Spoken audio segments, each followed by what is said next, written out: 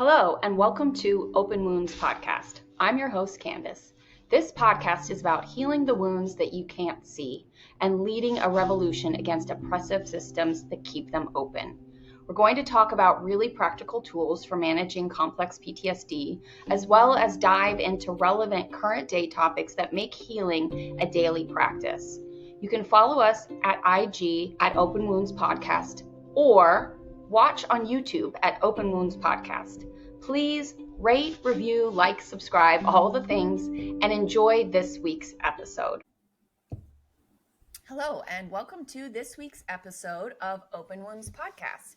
Today, I have a guest with me. Her name is Katie, and her published name is CF Micky.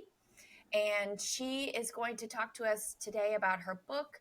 It's all about narcissistic personality disorder and identifying if that's someone that you may know or have a relationship with and are experiencing that type of relationship with someone. And then she's going to share with us a little bit about, her story and how she ended up becoming a published author. So welcome to the podcast, Katie. Oh, thank you. I'm happy to be here. So I know you've written a book, and I know you have some work you do helping people who have experienced relationships with narcissism. So can you share with us how you ended up deciding you really wanted to make this your career and dive into this? Well, I never ever in my wildest dreams would have thought that I would be here in this spot doing this. I am a 61-year-old grandmother of 6, mother of 3, and married for 33 years, always searching for answers for my husband's medical condition. And it wasn't until our 28th year of marriage, with the help of the medical staff, that I was getting answers. So that was just altering once I had a name for it. And it was narcissistic personality disorder. And then my next challenge was learning all I could about it, because I wanted to help. I wanted to help him. I wanted our marriage improved. When I married, I wanted a life partner. I had no idea that I'd be 61 on my own. Yeah, that makes sense. It's interesting because I've heard that narcissistic personality disorder isn't commonly diagnosed straight to the patient, because most of them don't think there's anything wrong with them. And it's the family members coming in to therapy or doctors or people and saying, I'm just having so much problems.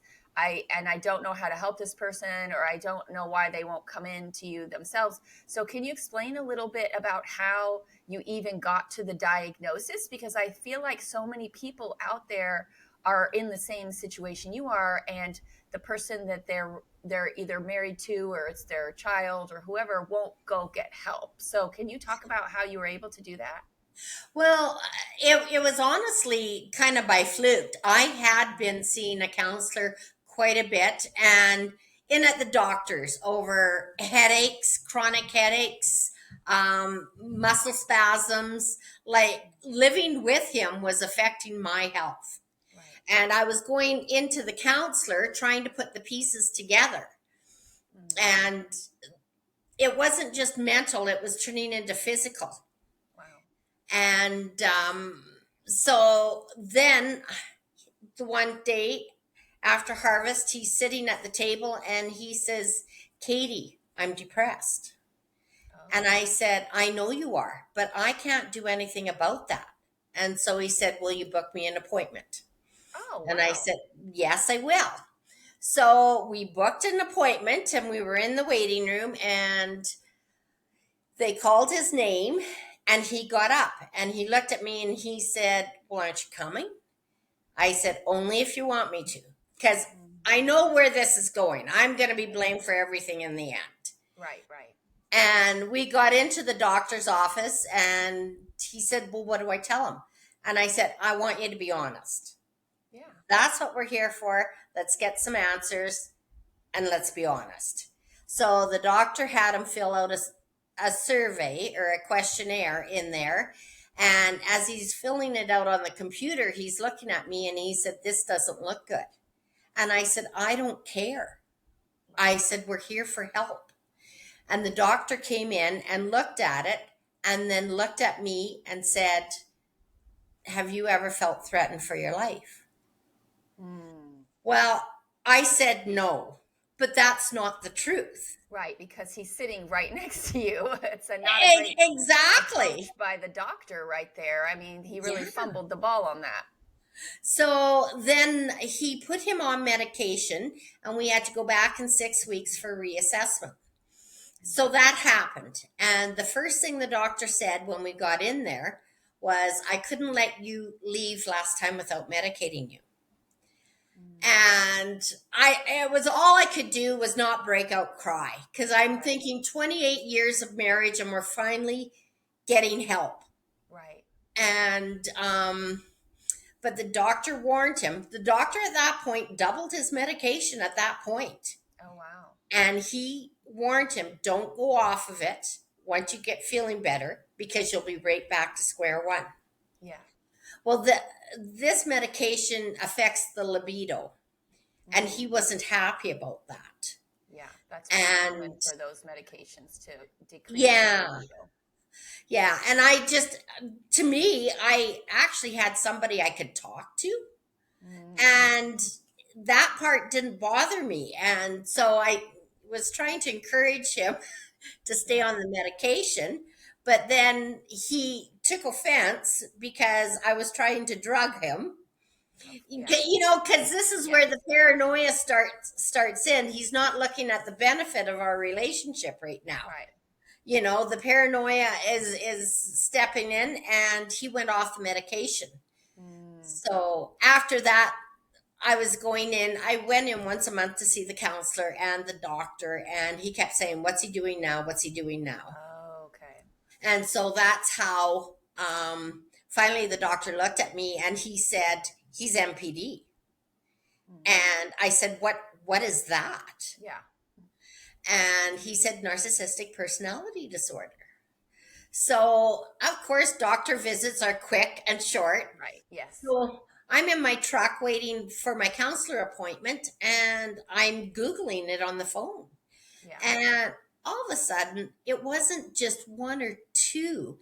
It was the whole 10.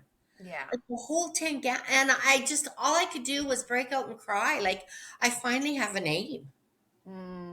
Yeah, like your life starts to make sense at that point, because before that, you're just like, you have an inkling that something's wrong, but you can't figure out what it is, right?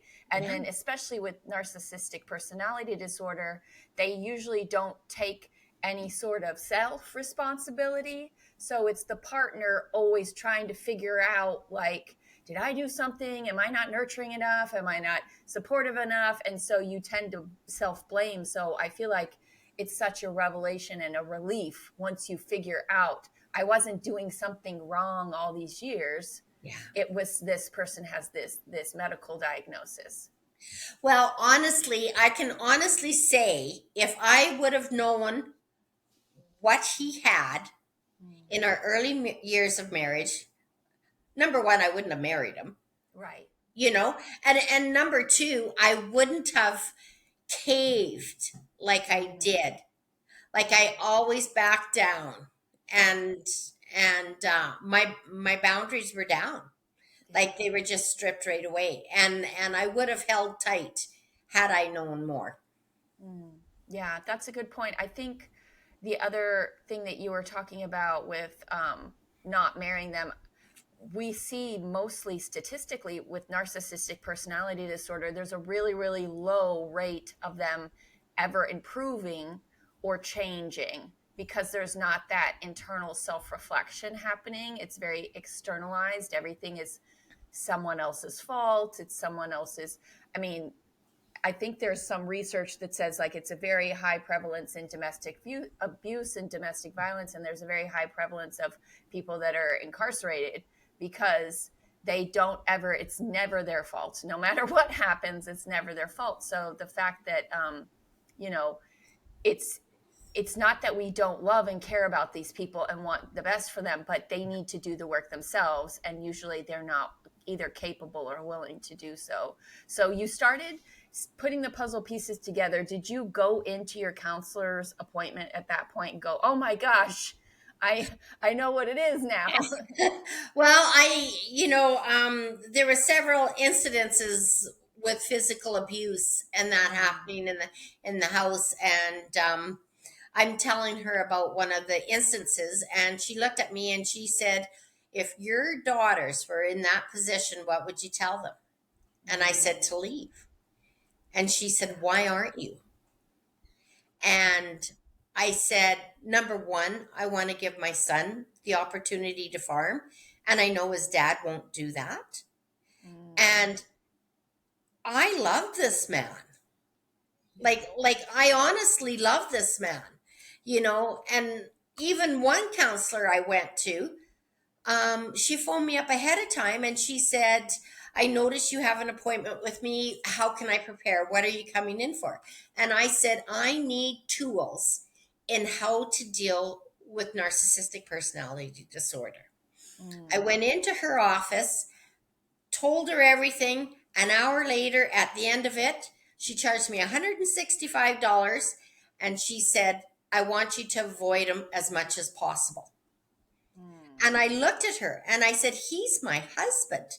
I'm telling you now, avoid him as much as possible. Yeah, which isn't, especially if you have children you're trying to raise with this person, that's a really difficult situation because you have to communicate on like, oh, so-and-so has football practice today, or this one has the dentist, or I have to, especially because from what my understanding is with narcissistic personality disorder, they, like you said, that paranoia is part of it. They want to know where you are all the time, what you're doing, who you're talking to. So you do need to, even for your own safety, communicate with them about, I'm going to the grocery store, and then after that, I'm taking little Susie to the ballet practice or whatever, right? So you can't not communicate with them, right? Well, yeah, like how do you have a relationship if you can't communicate? Yeah. And when I look back on our whole relationship, and I'm at the counselor's, and she said, it sounds like you were a possession as opposed to a wife. And when you get thinking about that, how many times did I tell him, I'm your wife, not your child? Yeah. But, and probably that was probably one of the hardest pills to swallow, is realizing that everything is contractual for them. You do this for me, I do that for you. Everything is contractual. There's no unconditional love there at all. I was there to build him up. And narcissists tend to pick strong people so that those people can build them up, help them with their image, and then once everything is comfortable, then they slowly start tearing you down. Yeah. And controlling you. Yeah. I think that's one of the things that people misunderstand about narcissism is they think these people, which it's commonly diagnosed in men, we see it most often in men, but that doesn't mean it can't exist in females. But we think they have a big head. We think they're full of themselves. We think they have so much ego and that they're just like grandiose thinking. But it really is coming from this underlying wounded inner child of, I'm not good enough. Nobody likes me. I don't belong. Like there's a lot of fear and a lot of self-loathing at the core of them. And so they're like swinging the pendulum to the other side and overcompensating, right? So then the partner is part of this dance of like, help me appear to be amazing. Help me appear to be great. And I need you to like shine and polish me, basically, right? Well, yeah, they're very insecure people, and they don't have the ability to self-reflect. That's and after I had left, one of his schoolmates I saw at the grocery store, and she asked how I was doing, and I said fine. And she said, Brent has always been different. And I said to her, I'm okay with different. I'm not okay with abuse. Yeah. Yeah. Which is the issue too. We often see, if you could, like, it's not common for a narcissist to divulge their own childhood or their own past, but if you know them intimately and you get to know their extended family, you'll see where it came from in their own childhood. If which makes it difficult for when we're in relationships with these people to not feel bad for them and not feel sorry, because if we know how they were raised and we know how they were treated as children, we completely understand and empathize with how they got to where they are. But then there becomes a time where it becomes intolerable. So can you talk about, like, what was the catalyst? All these therapists and people are telling you to leave and to avoid him. So what was the tipping point where you said, okay, I'm ready to let this go. I can't keep going on and risking my own safety? Well, one spring after seeding, we were going into town, and I saw both of my daughters at different times, and they both said to me, "What is going on, Mom? You look terrible." And I was worn out, and I thought about that and my role here on the farm, and my role was increasing and his was decreasing. And at that point, I thought, it doesn't matter how hard I work, it is never enough. Yeah, yeah. And I've had different ranchers and different men pop up to me and say, I can remember going to your place and you were outside working and he was in the house. I said, yes. Yeah. And so at that point, I started to look after my health a little bit more. But when it's the physical abuse started increasing, and he gives off an aura, like you can feel it. And I came home the one day from town and I walked in the house. I could feel it. Yeah, and I asked him how the day went, and he goes, "Oh, fine, never said nothing." And to make a long story short, he ended up threatening our son to shoot him and put him 10 feet under where he belongs. Oh, wow. And I confronted him about this, and he started to laugh and belittle his behavior. "Oh, Katie, you don't think I'd do that." And I looked at him and said, "The words came out of your mouth, so what is going through your head?" Yeah. Well, then he starts to cry. Then we're in at the marriage counselors. Second session in at the marriage counselor, he's not even paying attention and doing his part of what's required. And she looked at him and said, "Am I right to assume you brought your wife in here to change and you don't have to?" Yeah, I guess so. So then she pulled me over to another room and she said, "You seem to understand your husband's mental condition." And I said, "I do." And she said, "You better figure it out for yourself because it's going to get worse." And I wanted to ask, because I've noticed this pattern where with the narcissist, they tend to want to get children involved. Like if they haven't had any kids with their partner yet, it's urgent to get them pregnant.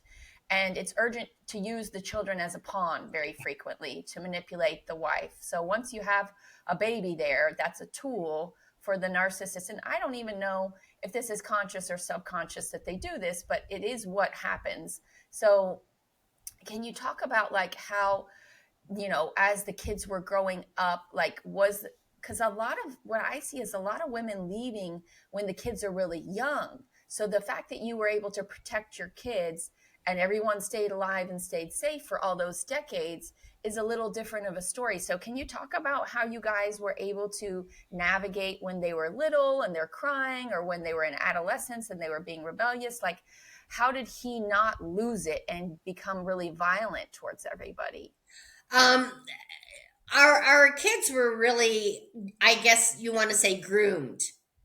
Like they could feel the aura. And when they were fairly young, we were down at the barn and grinding chop for the pigs, and I had both little ones, holding on to the hands of both little ones, and I was looking after the grinder while he ran back to the shop to get some more tools, and it's grinding feed, and all of a sudden I had to shut it off because it was overflowing.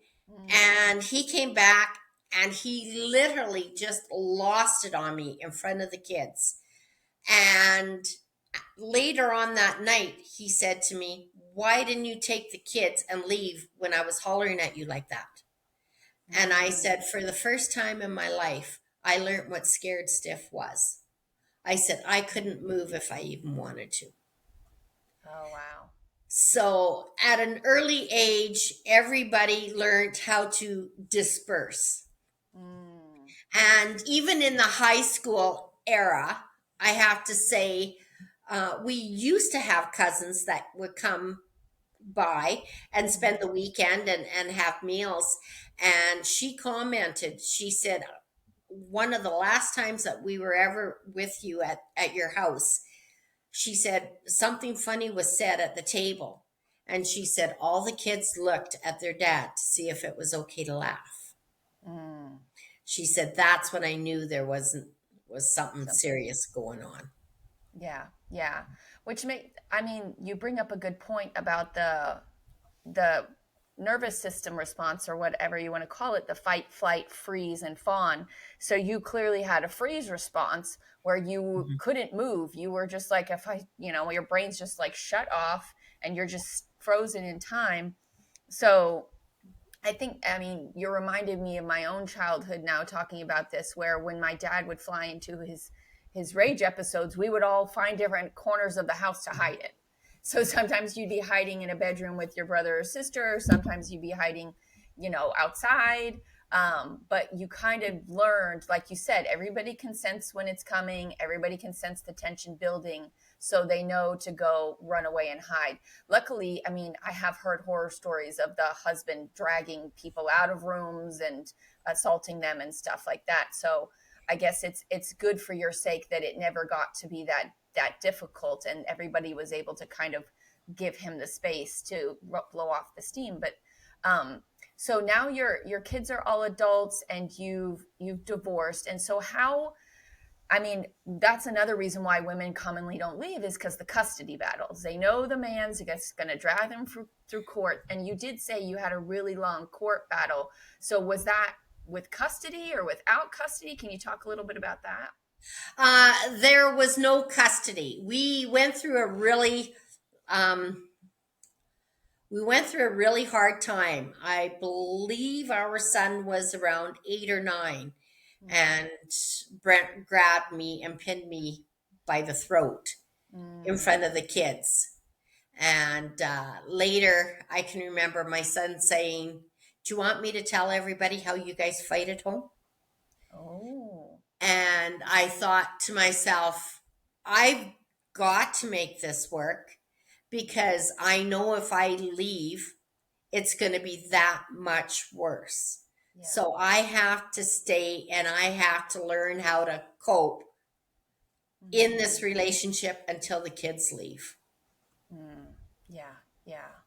So yeah, that's one of the things too. A lot of people say that they either leave for the kids or they stay for the kids. It's kind of one of those things, because they know, and I've seen it, when the women do leave, the husband will drag them through court for decades until the kids are turned 18. And then there's also that instance where the husband will try to turn the kids against the parents, right? And so I think, like you said, sometimes it makes more sense to stay, because then you don't lose custody of the kids. You don't lose control of what the 100% of the input that they're getting every day.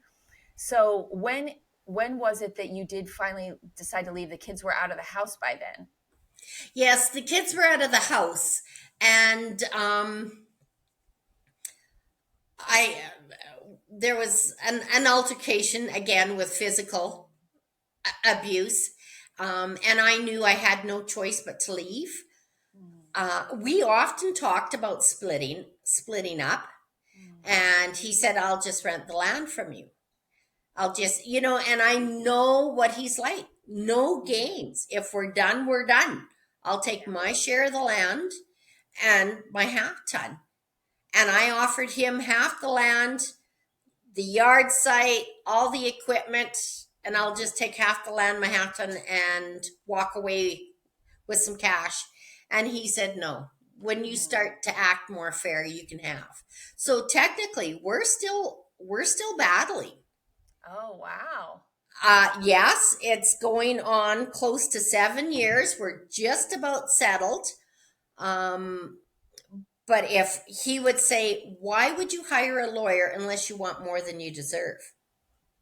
Or, I want you to leave, just leave. Think of it as an adventure.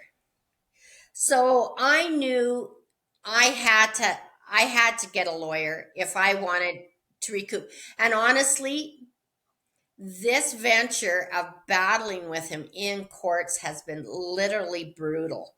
Yeah. If it wasn't for my kids, I totally understand why some women just give up and walk away.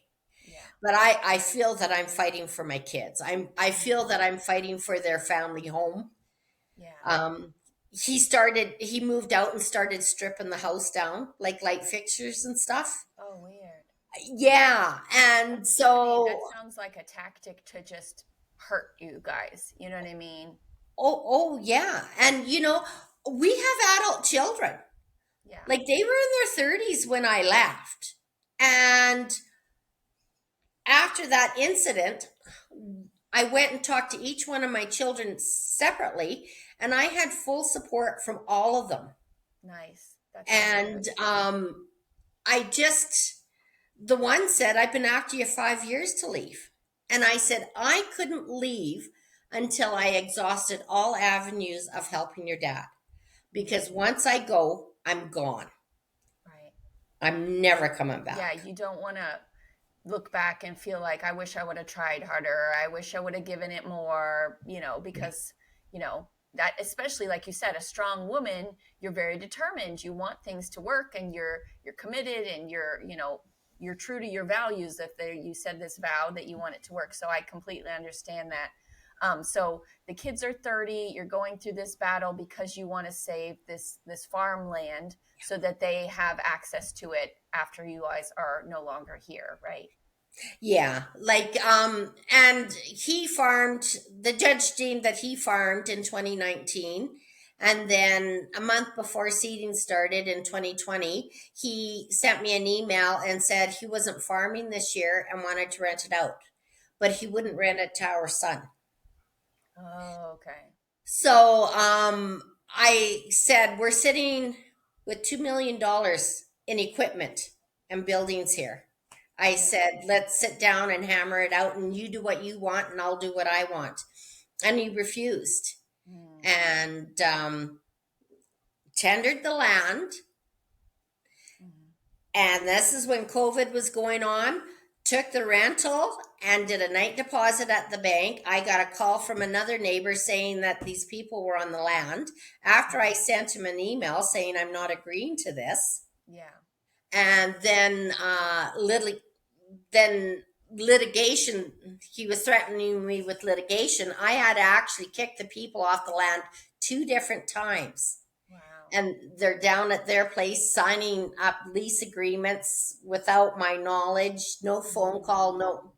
So my lawyer actually couldn't believe what I was going through. And he had sent that family a letter stating all the laws that they were breaking. Wow. And it was a real battle. And then he threw it back at me that I could farm. So then I contacted our son and I said, do you want to go farming with your mom? And he said, yes. Okay. So ever since 2020, we have been on the land, farming the land.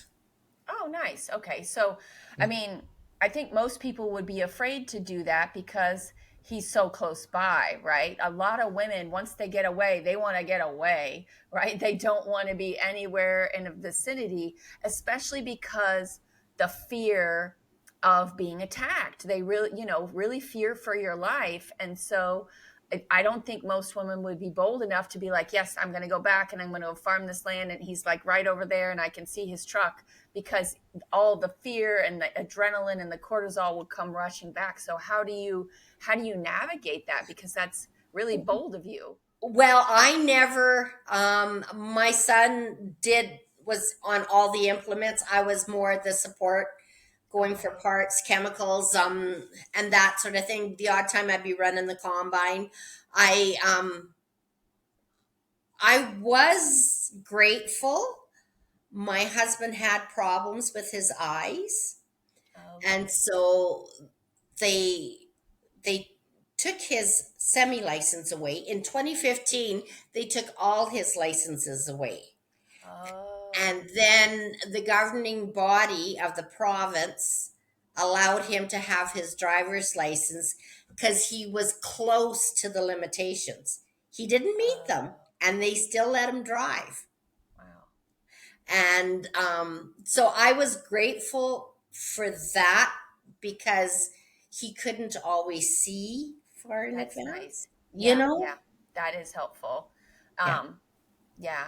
So now you're still battling him in court. You're still doing this, which I think, like you said, is so exhausting and it takes so much energy and it's so draining. So how have you been able to keep up your own mental health and endurance through all of this? Well, I still go to a counselor once a month, and now it's down to once every 2 months. But she always says it's like a backpack. You come in, unload the bricks, and you go out for another round. And that's what I've been doing now for probably 7-8 years. Yeah. Every month. And she has taught me tactics. Like, I didn't want to show up in court weak and start crying.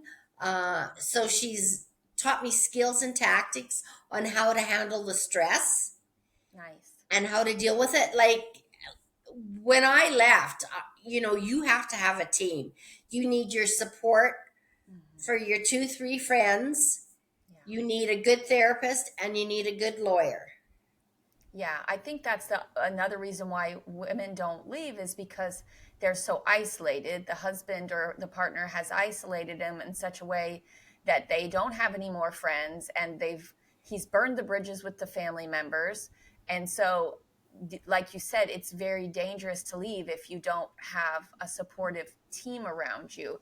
So you were able to get your support system, and now you can utilize them if you're having a bad day or whatnot, or find a place to stay if you need somebody to keep you safe for a while.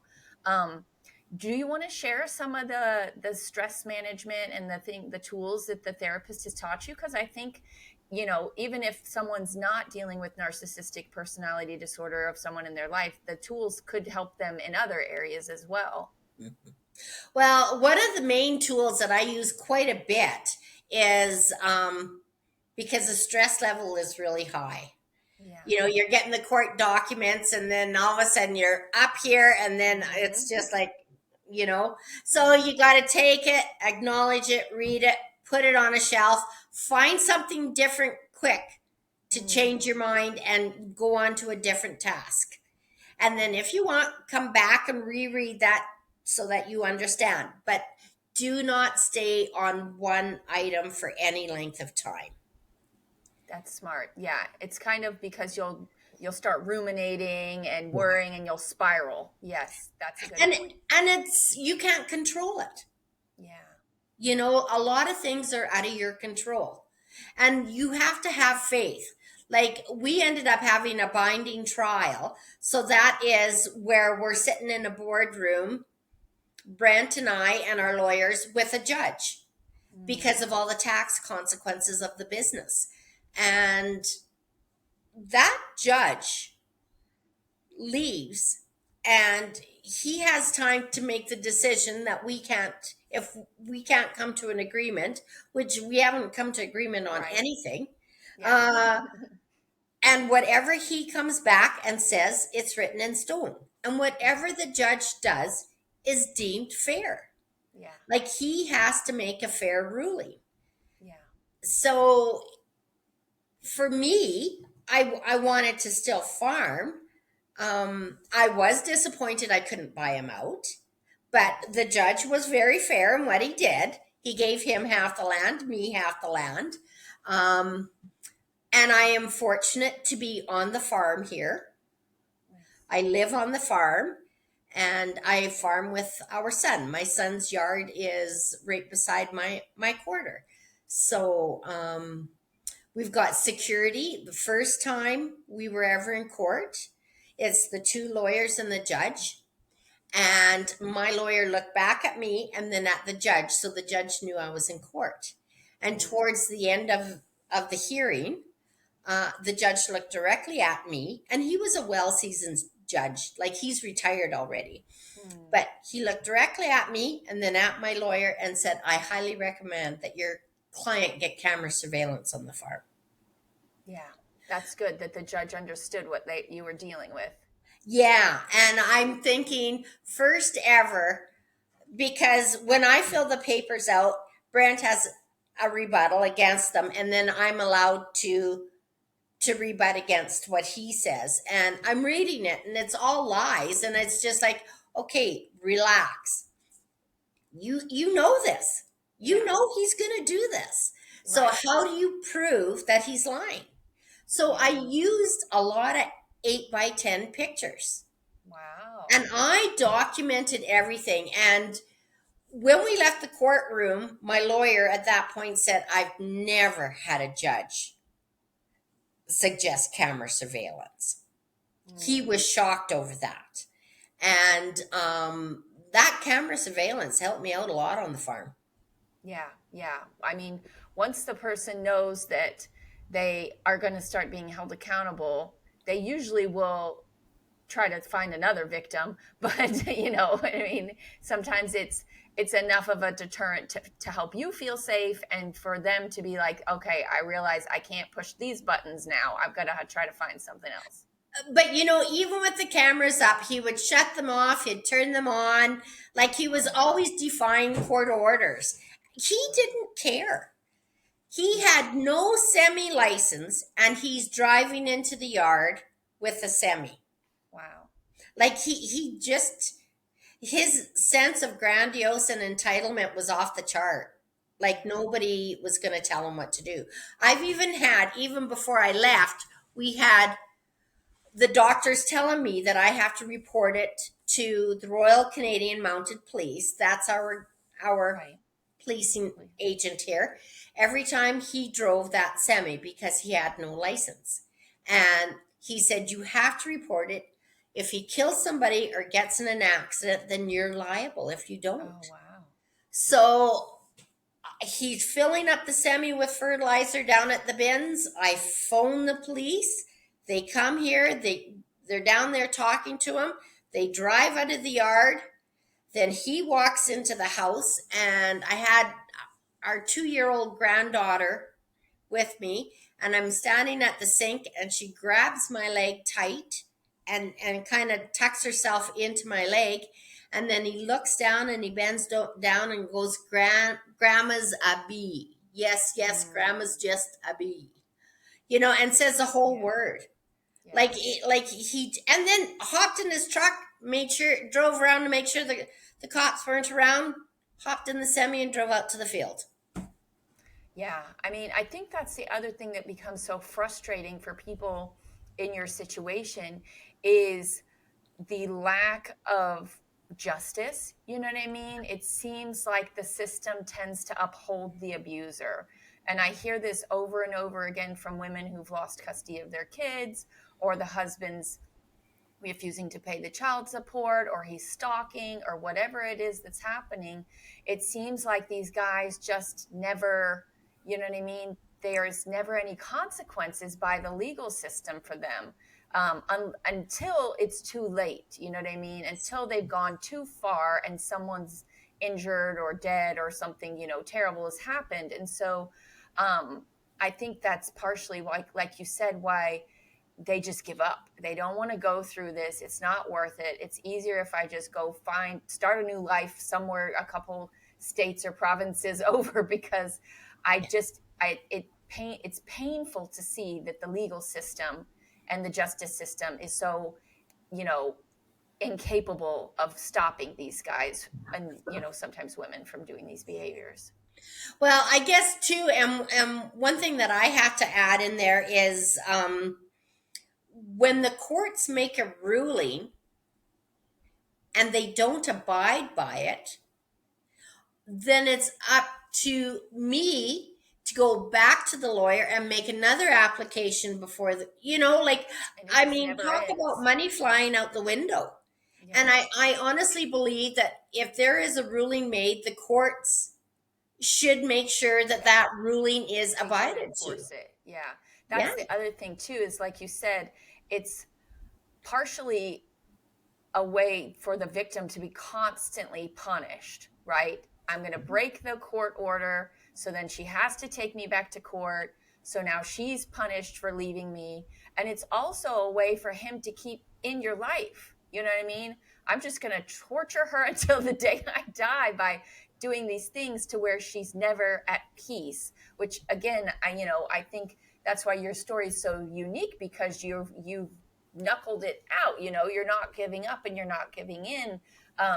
And so I think that's another thing too. So now that you guys are, close to wrapping it up, do you feel like there's going to be a sense of like freedom or relief for you once you cross that inevitable finish line? Oh, I've been on pins and needles, butterflies in the tummy. Like I feel it, it's, I got actually the papers today, the last draft of the agreement of settlement. There's a few things we got to work out there, but I'm really hopeful that maybe by the end of the week we'll have something signed. Nice. We are that close. And yes, I'm very grateful. I've learned a lot. And I have to say, when it comes to the courts and lawyers, I kind of had some bad luck when it comes to some of the lawyers, over health wise and stuff. And the first lawyer I went to, I had put a retainer down, but I felt every time I went in there, she wasn't up on my case. And I didn't get a good feeling. So I was talking to one of the gentlemen that we do business with, and he suggested this other firm in the city. And they came in on a holiday Monday and they met with me. And I was in there for probably about 3 or 4 hours with two of them. And I felt so good. There was just so much connection in the farming knowledge and everything, that's the way I went. And then he got me back on the farm, and he came to visit me, and he said, Katie, I can't represent you anymore. And I'm like, well, what are you talking about? He said, I got a job offer I can't turn down. And I looked at him, and he said, it's with the firm that's representing your husband. Oh, wow. And I was crushed. I literally was crushed, because how is this going to work? That seems like a conflict of interest. Now he has all this personal information on you that he can use against you.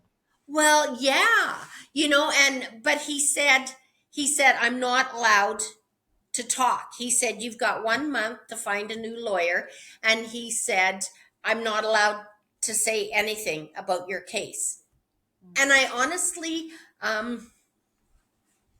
in some of the goings on proceedings, I guess I have to say, I don't think he did divulge any information. That's good. And he gave me a list about 5 lawyers that he thought would be very good. So I started interviewing lawyers right away, and I found one. And we're 2 months away from discovery, or from going to court, and we're getting prepared for discovery. And I went in there, and here he collapsed that morning and was rushed off to the hospital. Oh my goodness. So about 3 weeks later, I get a phone call on a Monday from him that he can't represent me anymore. And I said, well, can we wait till you get better? And he said, I don't know if I'm ever practicing law again. Oh, wow. So then that was Monday. Tuesday, he phoned me and he said, we're so close. We're a month away from court. He said, I have to give your phone number to Brent's lawyer because you don't have representation yet. And I'm in the midst of trying to set up interviews. And so that was on Tuesday. Wednesday morning at 8:00, I was served here on the farm with papers that I had to go to discovery. And Brent's lawyer tried phoning me twice, and I refused to answer the phone. Yeah. And I just thought to myself, relax, it's a game. They're pressing you. It's a game. And I ended up getting a really good lawyer. And out of all those lawyers, she was the first one that told me she had another client that was talking about narcissistic abuse. And I have to say, I'm always kind of cautious bringing up the word narcissism when you go to hire anybody. And she says, I want to know more. And I said, you hit the nail on the head. So I just opened up about her. She wanted to know the podcast that I listened to, some knowledge, like she wanted to learn. Yeah. And she's a seasoned lawyer. And I just thought to myself, how many families are going through the court process and the legal system not having the knowledge on narcissism and the damage that it can do? Like, yeah. I'm grateful I didn't have any children, yeah. you know, going through this process. Because I've seen it happen before, you know, where if there's kids involved, it's just like, he doesn't return them from their visit, or he won't meet you where you're supposed to be meeting, or he uses the kids' phone call time to harass you. And yeah, I think you're right on that. It does make it much easier when there's no kids. And the fact that this lawyer wanted to learn, I mean, I've seen a lot of lawyers who have narcissistic personality disorder, but I've also seen judges who were just totally ignorant to this concept, which is so sad because I would imagine there is a statistically high amount of people in these long dragged out court cases with narcissism, because that's part of why it's being long and dragged out, because they refuse to cooperate. They refuse to collaborate, right? And come to a middle ground with the people that they're at court with. Like I've got adult children, and I can remember, oh, thank God I don't have young children, and I'm starting out on this. And then you get thinking of all those families that are going through this. And then you hear that Brent had said to one of the kids, you better figure it out between your mom and me because you're losing money every day. I've got adult children, and these are the games that he's still trying to play for control. Yeah. Which, I mean, in some instances, once the kids are old enough to kind of see through, that's one of the sad things I have often tell when I have worked with women in the past who were in your situation. I said, you know, the kids, it's going to go one of two ways. They're eventually going to get old enough to where they can see him for who he is. And they're going to see through the crap, and they're going to know this guy is abusive and toxic and this isn't safe and I don't want a relationship with him. Or he will brainwash them and they will turn to his side. It's going to go one or the other, right? And so it's really such a testament to you and your relationship that all three of your kids still have a great relationship with you and they're not falling for his tactics and, you know, things like that. So is that, you know, it sounds like that's partially why you wrote this book, because you wanted to help other women who are experiencing what you've experienced. Well, when I started writing, the counselors always asking you, are you journaling? Are you journaling? And after some of the court proceedings, I started hitting the computer because I was frustrated. And then I realized what a relief I was getting. And yes, I did start journaling. And then I joined a writing group.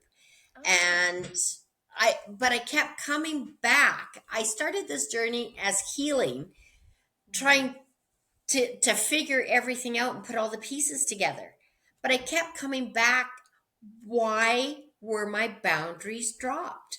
How come I allowed this? And so that's when I went right back into my childhood and started writing from my childhood so I can understand where my boundaries were knocked down. Yeah. And once I understood that, everything made sense. But when I was writing this book, I didn't want it to be a whiner or a complainer. Yeah. I was very conscious over trying to give examples, red flags, trying to point it out more of this is my journey, but this is an educational journey. This is what I learned. This is what I saw. These are the examples.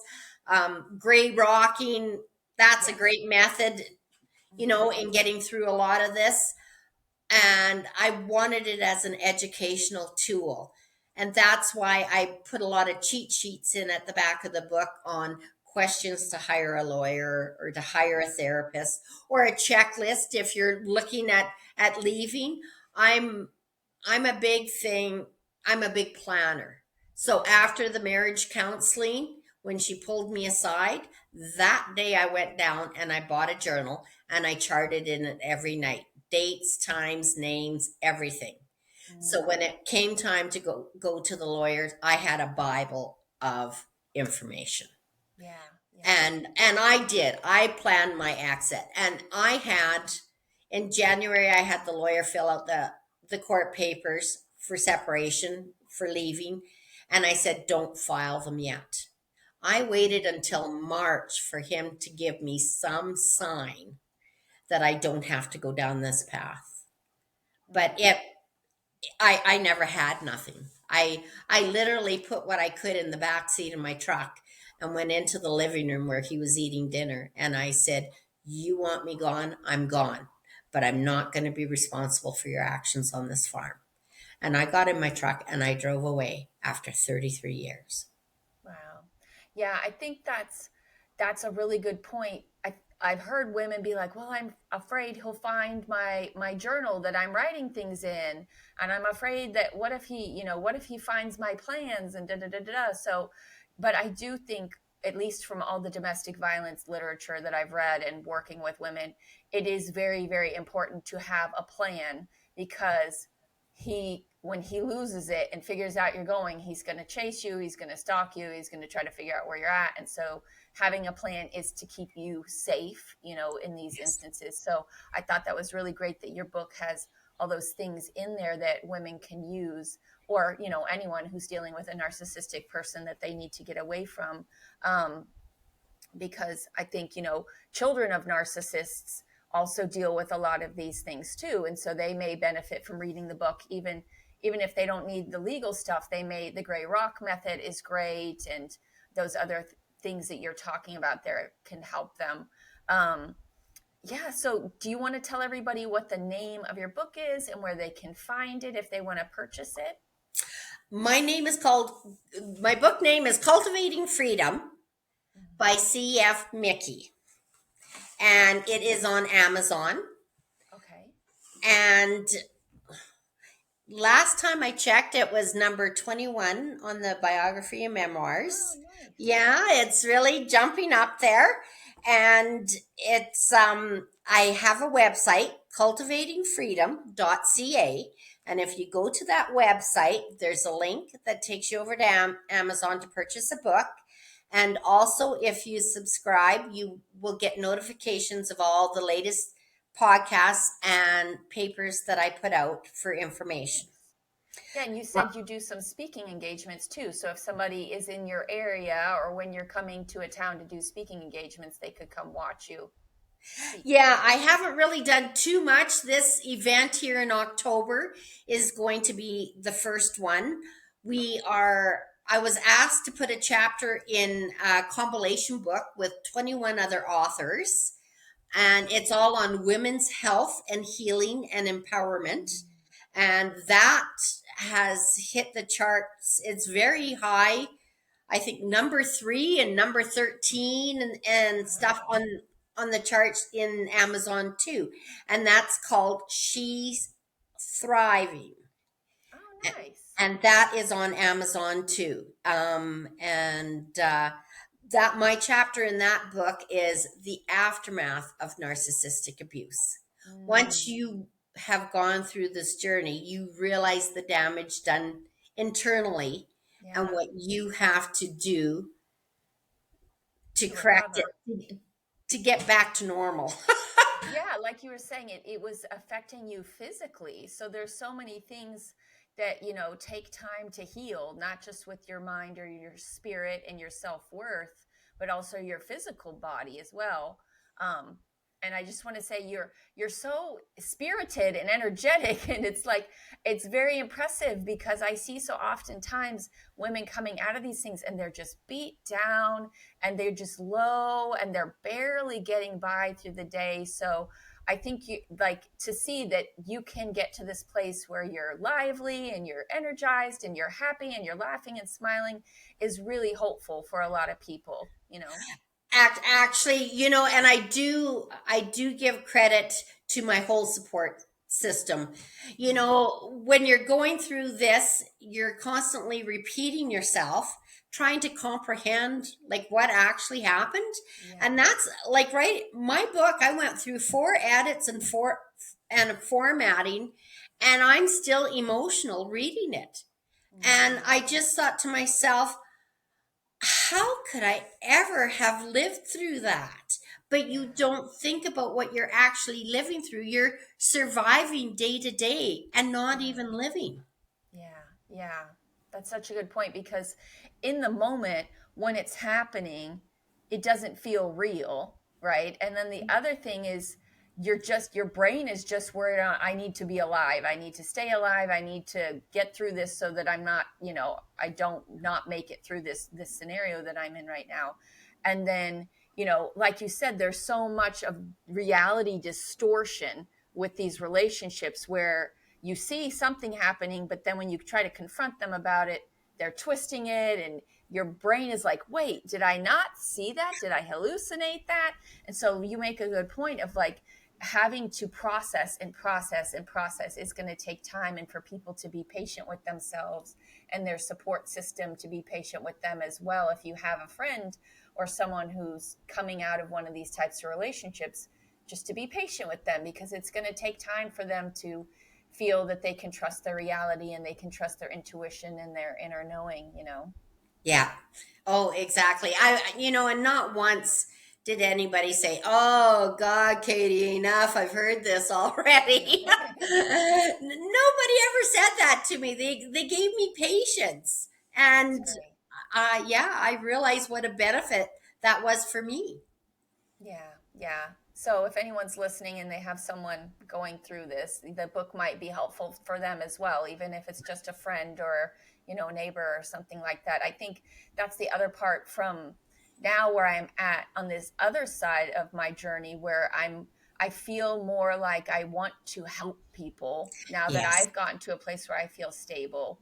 And then you see people and you're like, oh my God, my neighbor, there's definitely something wrong there. Or I'm worried about this kid that I saw and, playing and their family. So sometimes these books and these podcasts or things like that is a helpful tool for someone who wants to, how do I help them? How can I help them? How can I be a part of their support system if they need it? So reading your book might give them some insight of like how to support the person to get through these things and be a part of that team as well.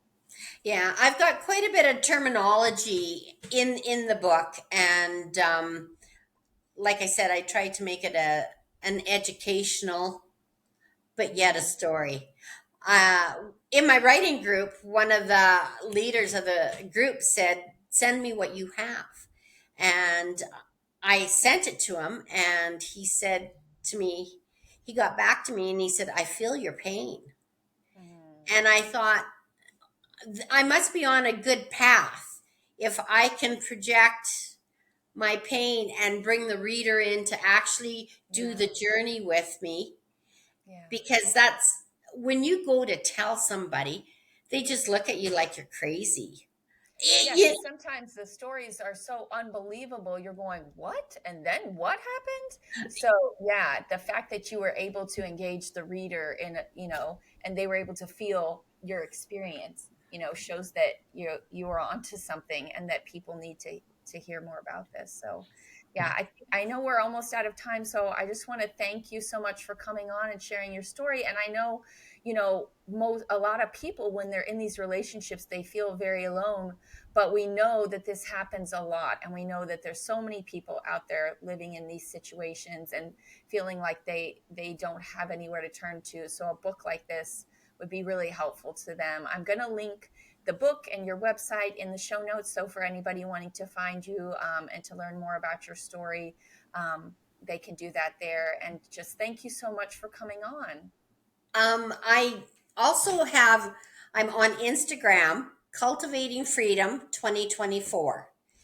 And in there, I have a lot of insights and terminology and experiences on my Instagram too. That's great. Yeah, I know. I love going on Instagram just to learn. I learn so much on there. And also, it's nice to see the progression of other people's healing journeys.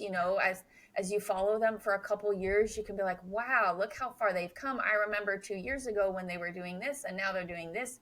And so it's just really beautiful and inspiring and motivating to be able to see, like, now you're doing speaking engagements and you've written a book, and I'm sure there's people who've known you for a while that's like, this has been such a wild journey just to see. So very impressive. But thank you again for coming on and sharing, and thank you everybody for listening to this week's episode of Open Wounds Podcast, and we will see you next week.